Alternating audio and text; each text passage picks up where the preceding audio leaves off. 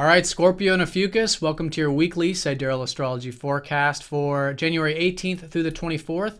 My name is Athen, and this is for Sidereal Astrology, very different from mainstream astrology, which if you're new to the channel, you'll want to check the description down below because the signs are different. All right, so we have a lot of aspects this week, and it all starts here on Monday with your ruler Mars trining up to Neptune. It's pretty much an aspect every day of the week here. And this early part can be quite easygoing, and I think a lot of you, because it is your ruler aspecting Neptune, can find that there is maybe this lowering of energy in a good way, this easier goingness about the day. And this could be specifically around the motivations or attention that you've had over the past couple months involving either group things or your ideals. And that's going to be a good area for you to channel and some support there for anything involving networking, friends, groups, and really actualizing these big picture ideals in your life. Now, also on Monday, Venus is going to be squaring up to that North Node Jupiter conjunction, which will be conjoining later in the week. So there's a lot of positive support here shifting for you towards your career, towards that productive area of your life, whatever that might be for you. And it's already been, a lot you could learn, and you have learned, I'm sure, over the past 6 or so months with Jupiter here in the 10th. But now with this conjunction, it really illuminates, helps you understand on that practical North Node level how to apply perhaps some of these insights in regards to the career and big picture stuff. So this early part could be quite nice with that. Venus squaring up to it does signify slow and steady progress, but it is a good time to actualize maybe some of these values that are shaping up for you there. Now on Tuesday, Mercury does sextile up to Chiron, so this will be for, first of all, you Ophiuchus is here, your ruler sextiling up to Mercury can suggest that you guys are feeling maybe a little bit more mercurial, a little bit more wanting to maybe read, write, exchange, communicate here on Tuesday, and all of that can be quite nice. And I would say for both of you, you can probably find a lot of that quite healing.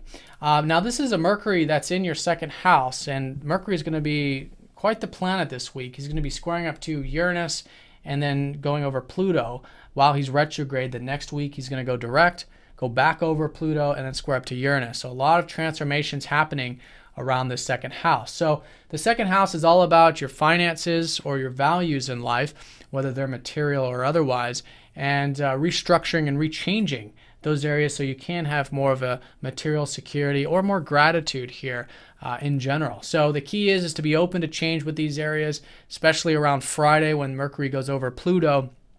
And here on Wednesday, you could be feeling maybe quite stimulated and quite impulsive maybe in that area. So staying nice and grounded with it. There's something pulling you to express yourself and to tap into more of your creativity, which has been Uranus in your fifth. So whatever that is, it's something to listen to and revolutionize, but to take it nice and slow and implement it into the long term. But the key with this is to be open to change with your perspective on your values, with your perspective on your finances perhaps, and be willing to modify and change and really get rid of any old perspectives that you might have in regards to that. Now, that's going to be also involving your 8th house of what's really deep and meaningful to you in life. So it's a good time to really reflect on that also during this time period. And also these group things. Since Mercury rules that 11th, you could be rehashing, redoing, and transforming these ideals, which I think you are perhaps quite motivated towards right now at the moment. So that's going to be the middle part of the week, and at the same time period, Thursday, the sun does shift into your 3rd house. So you'll probably notice where there has been a lot of focus on this material stuff or your values. It will continue to be that way, but you'll notice a shift to where your focus will be more about perhaps learning, reading, writing, communicating, whatever that 3rd house stuff might be. And that's a good place for you to gain that prana energy and life force, which is the sun. So from Thursday onward going into next month. So that's the work week, and then over the weekend we do have a full moon in Cancer, which is your 9th house. So a culmination now of your life path, anything philosophical or adventurous that you may have been involved with over the past 6 months could be culminating here for you this weekend.